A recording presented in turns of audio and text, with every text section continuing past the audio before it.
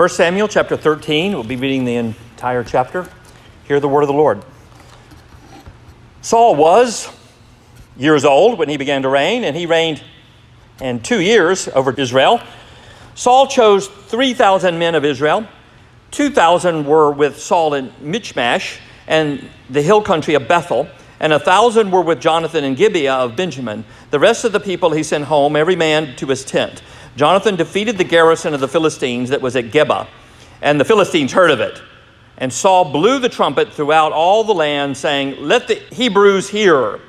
And all Israel heard it and said that Saul had defeated the garrison of the Philistines, and also that Israel had become a stench to the Philistines.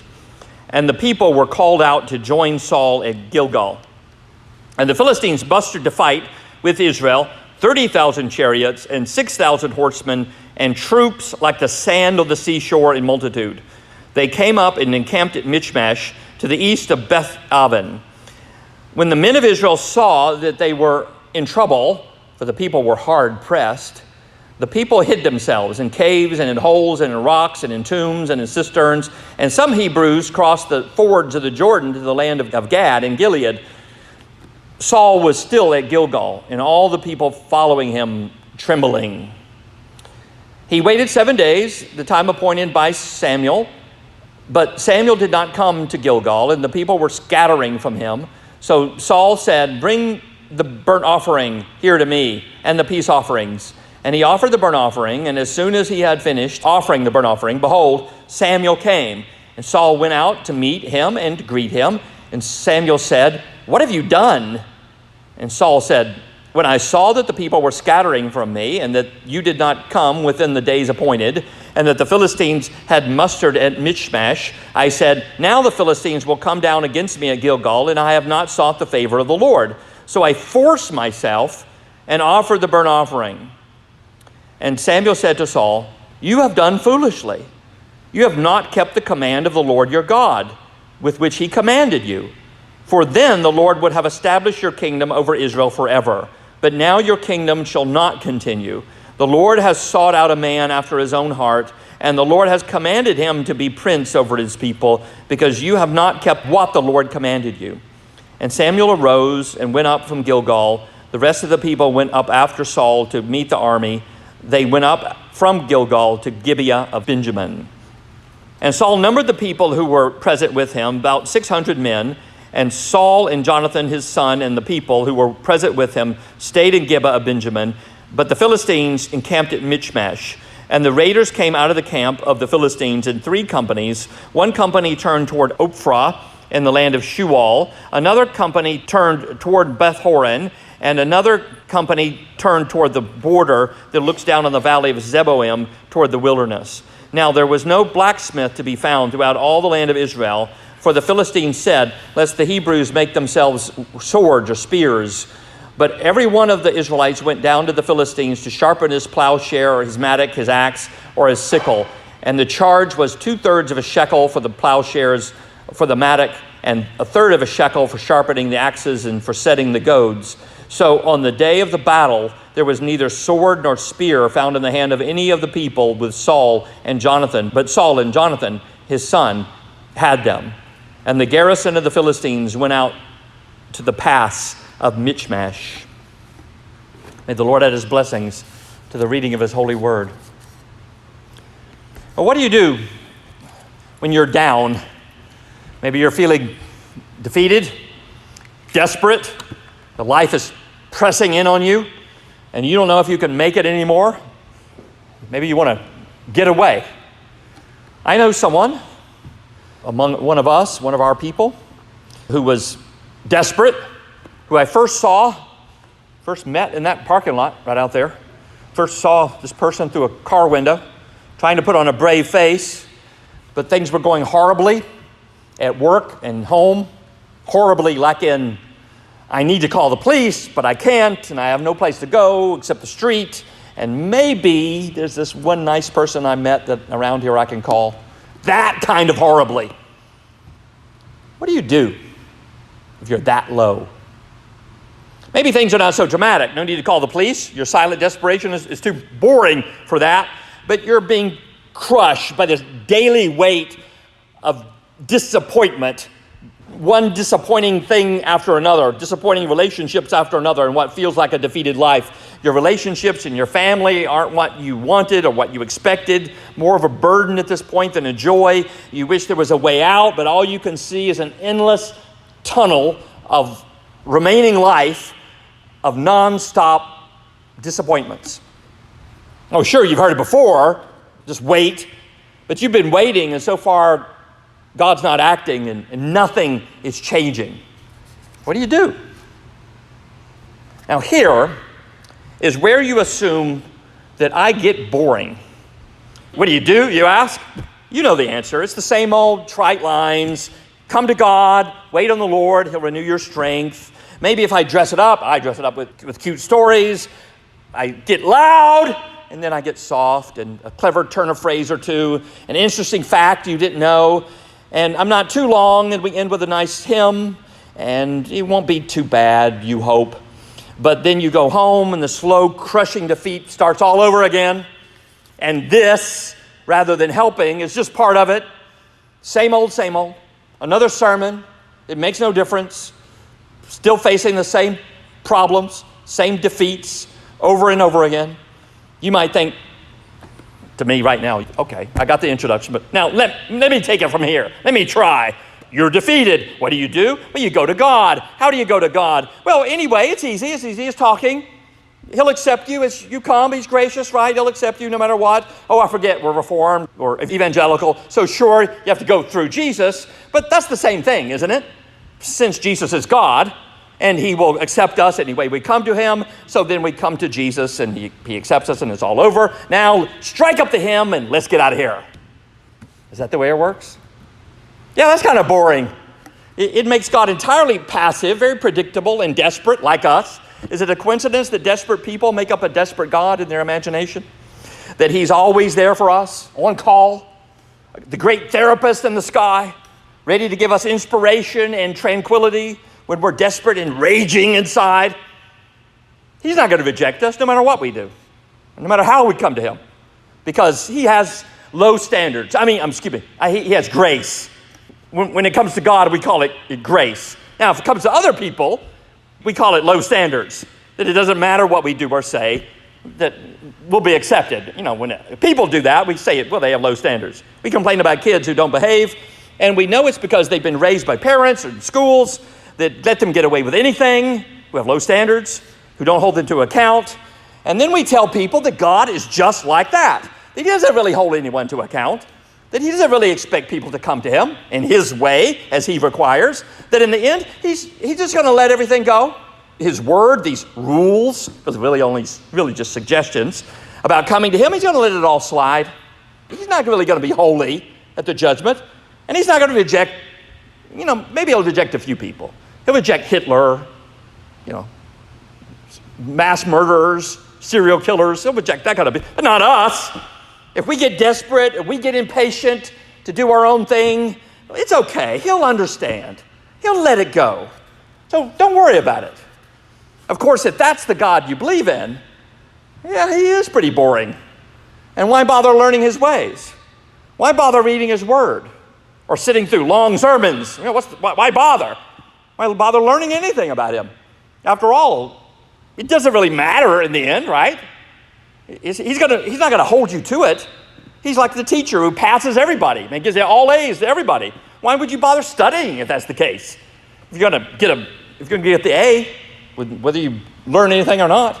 Or he's like the lazy parent who screams, "You better get out those video games now, or so help me." And 10 minutes later, the kid is still playing the video games and the parent does nothing. After a while, the kid stops listening. So if God lets you come to Him, if He lets you buy, no matter what you do, if He gives His blessings to you, no matter what, after a while, if that's the case, if that's the way God is, you stop listening to Him too. Stop listening to me, trying to tell you what He's saying. And so you'll drop out, you'll stay home, and you'll sleep late, and you'll think, well, why bother? Doesn't matter. But if He's holy, if He's a holy God, whom we are to fear, to tremble at His word, then suddenly it becomes deadly serious to learn what he says and obey it. Suddenly, everything changes. And saying, come to God, and knowing how, becomes the most important and the most exciting thing you can hear. How do you come to God? See that here in 4 parts. First, the provocation. Second, the retribution. Third, the presumption. And finally, the situation. First, we begin with the formula that every king will be introduced with. Every king from now until the end of 2 Kings will be introduced just like this in verse 1. He was so many years old when he began to reign, and he reigned so many years. Now, the ESV is right to drop out the numbers. It sounds strange when I read it, didn't it? Because the numbers aren't really there. The ESV is right to drop out the numbers because that's how Hebrew reads.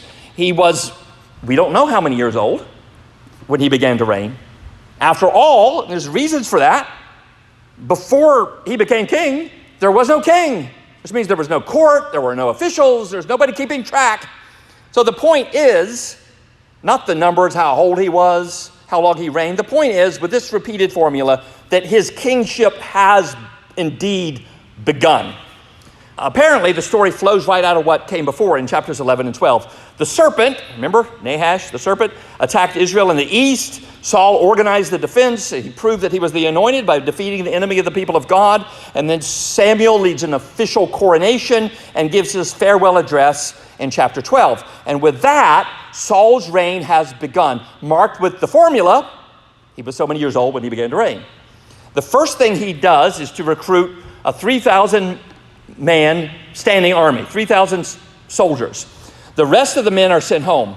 Now, so far, 3,000, not a whole lot. So far, he's not the selfish dictator making everyone work or fight for him that Samuel warned that Israel would get, their kings would become.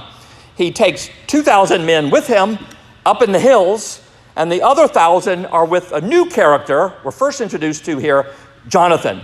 Now, we don't find out, if you're reading the Bible for the first time, you wouldn't find out that Jonathan is Saul's son until verse 16. Jonathan is introduced to us as Saul's trusted lieutenant, is a hero in his own right, not just the son of the king. So Jonathan takes his 1,000 troops to Gibeah, and there's a garrison of Philistines there, far into Israelite territory. At this point, Israel is practically an occupied country by the Philistines, subjugated by the Philistines, with outposts of soldiers, garrisons, at strategic points, keeping watch over Israel to keep them down.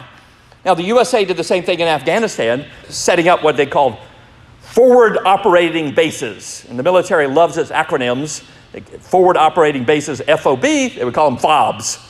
So bases deep in Taliban enemy territory used for surveillance and to purposely draw in attacks, to be attacked with the assumption that they should be able to quell the attacks.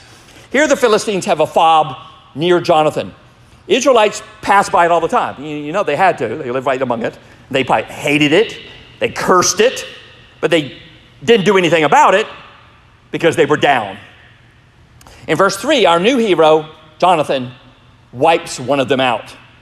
He defeated the garrison nearby. And the Philistines learned about it, probably when any surviving troops fled back home to the Philistia. And they were determined to teach Israel a lesson and to keep them down, to put them down even further. What do you do when you're down? There's enemy outposts deep in your life, dug in, maybe in your family or in your own habits. And you hate them. You know they don't belong there.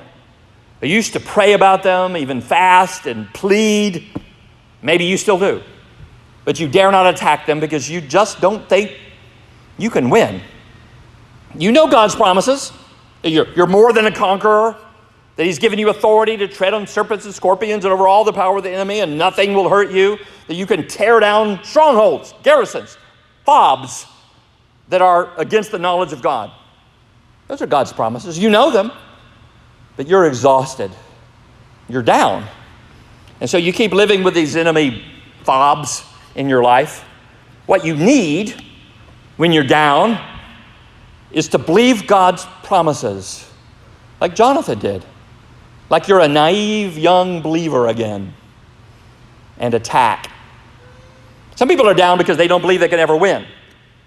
Here, Israel is down because they don't believe they can beat the Philistines, so they don't try. They've gotten used to there being Philistine garrisons all around their country. People today don't believe that they can get out of debt, so they don't try.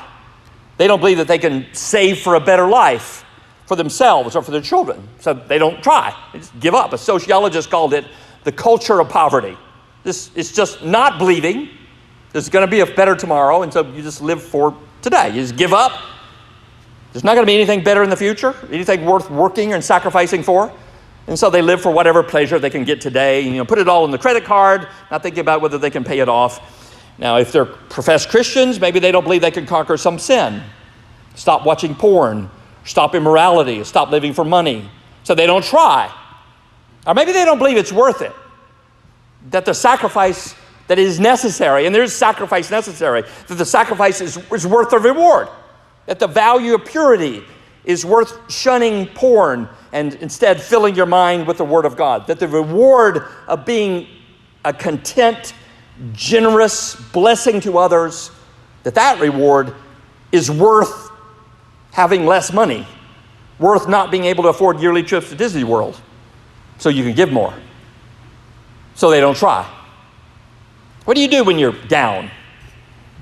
It takes believing again, like you've never been disappointed, believing like you've just heard God's promises and you have no doubt that they are true. Here it takes a naive, young, audacious soldier, Jonathan, to decide that since the Lord has promised us this land, this Philistine forward operating base, this FOB, this is intolerable. They shouldn't be here. This is our land. God gave it to us. They're keeping us down. They have to go. And so Jonathan has the audacity to believe God's promises, and so he attacks the FOB and defeats it. Now, Jonathan is audacious because this is a provocation to the Philistines, who are much stronger than they are. Saul, the new king, knows that they are provoked. The Philistines are provoked. They're angry. They will come back for revenge. They'll come back to try to put them down even lower than they already were. Now, at this point, Saul, perhaps he could think he could apologize. He could try to make recompense. He could grovel, send them tribute in their language back then. Instead, he decides to mobilize. He's going to take his stand.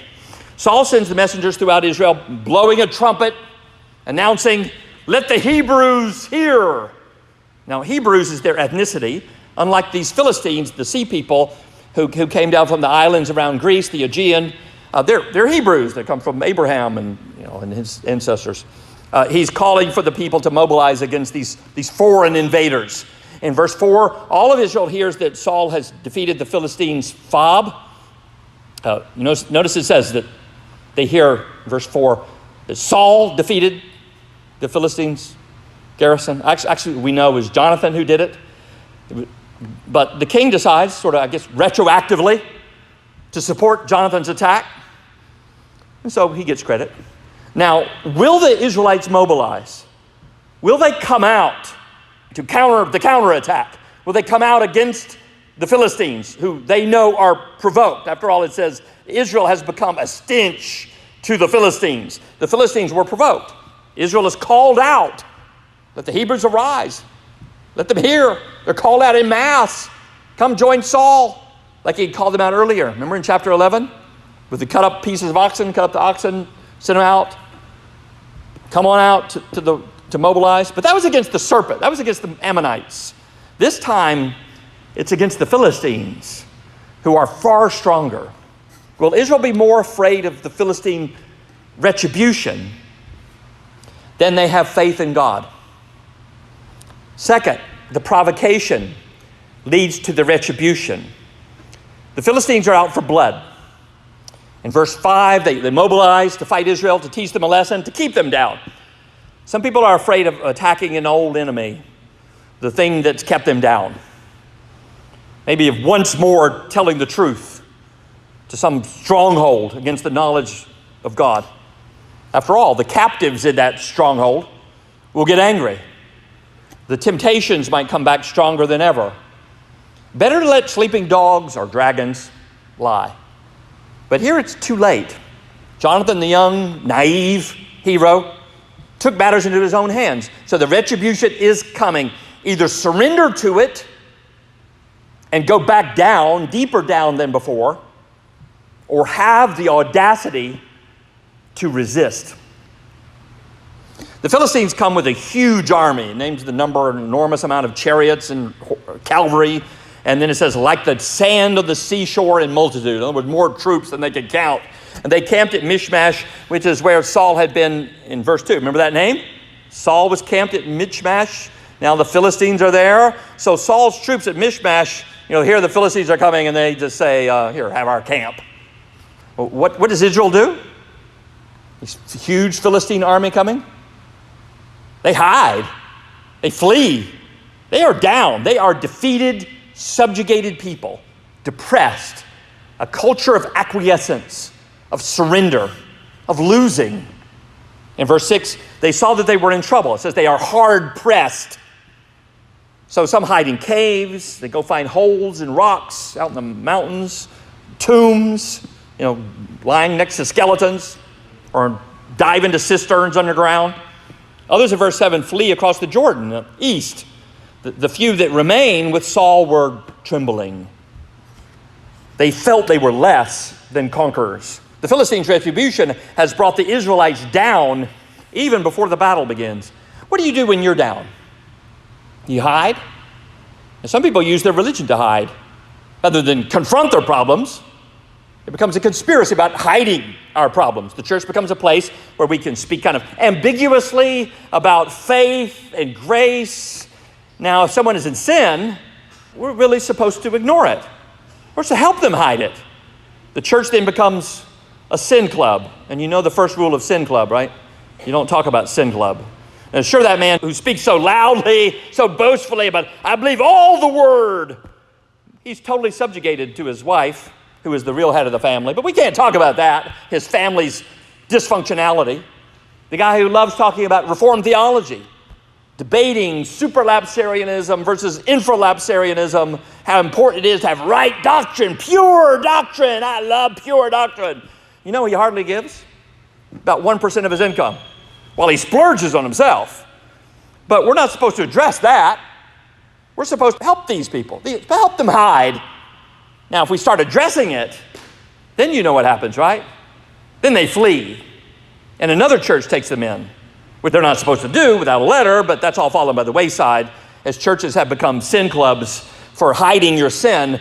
And when they ask for prayer requests, they pray for your sickness and your second cousin's surgery. That's what churches do when they're down, when they've capitulated to the culture of religious hypocrisy. They have given up trying to resist it. What do you do when you're down? What you should do is have faith, like Jonathan. What you shouldn't do is have presumption. Third, presumption. Presumption is assuming that God approves of you and your ways without checking.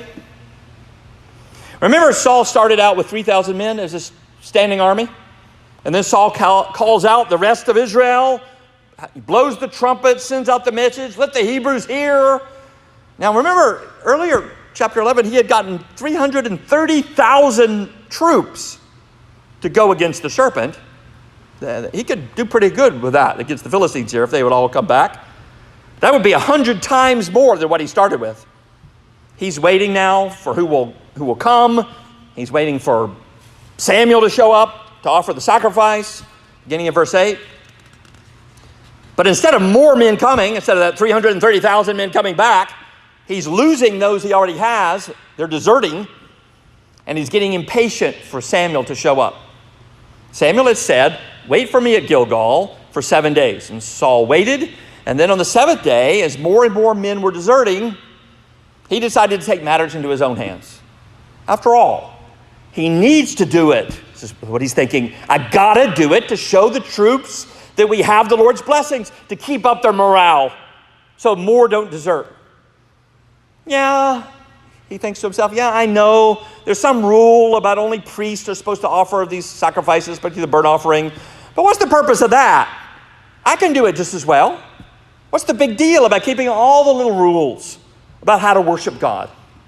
What matters, isn't it, is the attitude of the heart. And I mean well. I believe in the Lord. I just want to do what needs to be done. What needs to be done now, what's practically necessary to keep the morale, to boost the morale, keep my troops, and hopefully get the Lord to bless us so we can somehow, miraculously, win this upcoming battle. After all, we can come to God, he thinks, any way we want, can't we? Now, sure, he may kind of have the perfect way of doing it, but won't he accept us as long as we're sincere, as long as we have some kind of faith? As long as we mean well?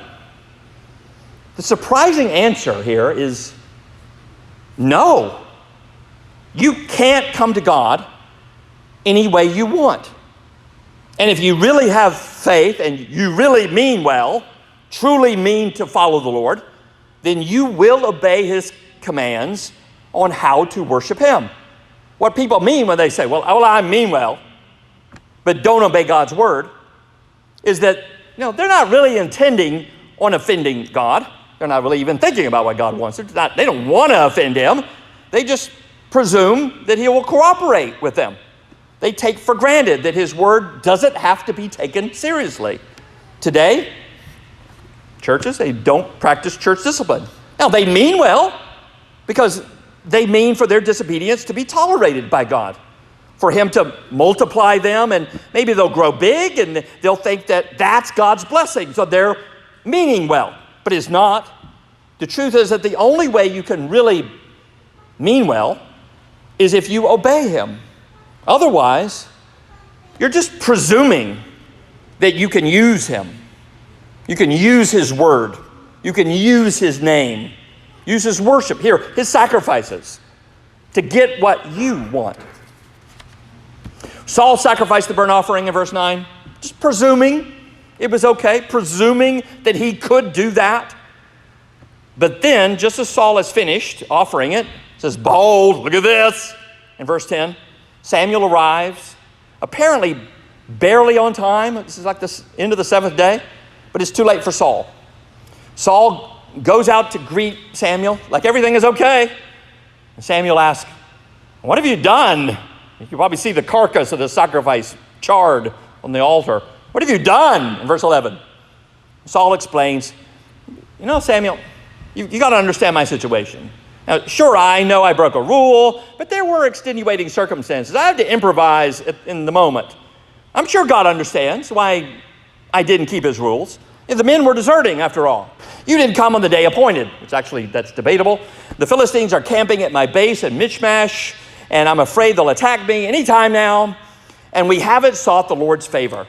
It's all about seeking the favor of the Lord in verse 12. How can that possibly be wrong?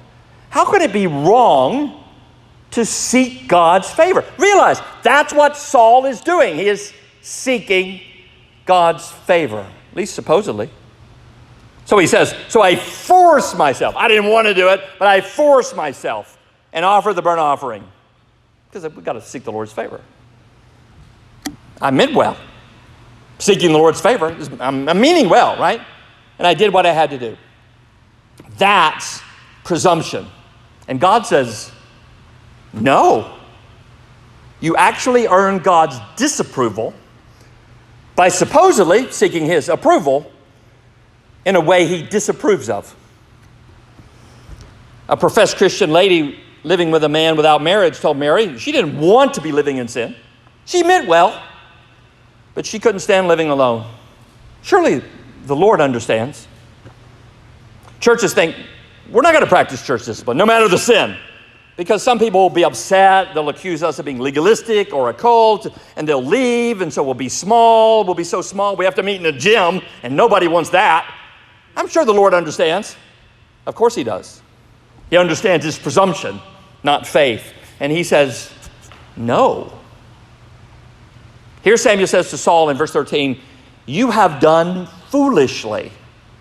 If the fear of the Lord is the beginning of wisdom, having no fear of the Lord, no fear that there's any consequences, that if you disobey his word, you'll be punished for it, you'll lose for it, there'll be problems because of it. No fear of that, no fear of his judgment. That then is the beginning of foolishness. The lack of fear of the Lord, the presumption that I can come to God any way that I think best, what feels right to me, what helps me gather the people I want, keep the troops here I want, grow the big church that I want, get the success I want. What helps me do that, not worrying about what God has said, that lack of fear of God is the beginning of foolishness. Saul didn't fear what would happen if he disobeyed God. And so he thought he could take it upon himself to worship as he saw fit, like churches today that see that the New Testament says that only men can be elders or pastors in our language, but they find a woman who speaks well, and there are women who speak very well, who are popular, and they mean well. By disobeying Scripture, they think, you have done foolishly because of your lack of fear of breaking God's commands. You have not kept the command of the Lord your God. Some people think they can judge which commands must be kept, which can be ignored, based on their own situation, what gets them the result they want. But that's presumption, assuming that I have the right to stand over God's commands and decide, this one is binding, I'll submit to that one. This one is not important, I'll ignore that one. That my judgment is the final authority. Instead of submitting to God as your king and saying, your will be done, your kingdom come. The judgment on Saul here in verse 14 is that, Samuel says, your kingdom shall not continue. Saul will not have a dynasty. Now, I used to think, kind of reading superficially, that this was the same punishment as in chapter 15, where Saul himself is rejected. But here in chapter 13, I think it's not that Saul is rejected as king yet. He's still the valid king. God has not withdrawn his blessings on Saul, but only taken away the right to start a dynasty, to have a line of kings coming from him. That Saul's son, like Jonathan, would take over after Saul is gone, and so on into perpetuity. Saul wanted a dynasty, but he presumed to think that he could ignore God's commands for his own purposes. And so his kingdom will end with him. Then the ray of hope, the gospel in this passage of law. In verse 14, the Lord has sought out a man after his own heart. Notice the verb tense there. The Lord has sought. Past tense. It's done already in the past. Already the Lord has sought this man. Of course, he doesn't know it. The man is David. And he's almost certainly alive already. Probably a little younger than Jonathan. Likely out in the fields around Bethlehem watching the flocks. He's staring at the sheep thinking, the Lord is my shepherd. I shall not want. He doesn't know that the Lord has already sought him. The Lord has already seen his heart. He doesn't know that, according to Samuel here, the Lord has, past, commanded him to be prince over his people. He's just watching the sheep so far. But already the Lord has commanded him in the past to be the king. The decree has gone out to David even before he's heard it. You will be leader of my people. God's decrees go out for us. They're not just invitations. The word there, commanded him, means ordered him. God has ordered David to be king, even before David's heard the order. Here, God has ordered David already before he knows it. God orders us sometimes since the foundation of the world. He orders you. You will be my people. He has ordered you sometime in the past. Believe. Maybe we don't hear it until we're older. Maybe we don't hear it until we're down sometime, looking for a way out. What do you do when you're down? You look up and you hear The order finally issued in eternity past by God. He orders you, believe, and you do. Samuel tells Saul God has already ordered the man after his own heart to succeed him, not his son. And then Samuel leaves Saul and goes to join Jonathan with what few troops he has left to see about their situation. Fourth, the situation. The situation is dire. Remember, they had begun with 3,000 troops before Jonathan's provocation. And now after Saul has called for all Israel to rise up, the trumpet blast, the invitation, Hebrews hear. What happened? What's the result? Not 330,000. They're down to 600 at the end of verse 15. They're low. Meanwhile, 3 bands of Philistine raiders are marauding all over Israel. And then they are practically disarmed. The Philistines don't let them have blacksmiths, and so they don't have any swords or spears. And just to maintain their farming equipment, the Philistines are price gouging. They're taking advantage of them economically as well as militarily. So Israel is down. They're helpless, they're outnumbered, they're unarmed, and backward. What do you do when you're down? When you're helpless, being taken advantage of? When waiting looks like losing more, and you're impatient? Whatever you do, don't be presumptuous, thinking that no matter what you do, well, God will bless it. The Lord will understand. He knows my situation. He'll endorse anything I do. Yeah, He understands. He understands that if you ignore His word, it's because you don't believe. You don't revere. You might tremble at what's coming at you, but not at His word. What you should do is revive that audacious faith that you had at first. That young faith that believes God's promises, that hopes for something better because it knows that you are more than a conqueror, no matter how dire the situation appears now. What you should do is believe the one God raised up from the line of David, whom He commanded to come. Believe the Word who became flesh and dwelt among us. The Word who said, I am the way, the truth, and the life. No one comes to the Father but by me. When you're down, come to the Father through the Son. He's the only way.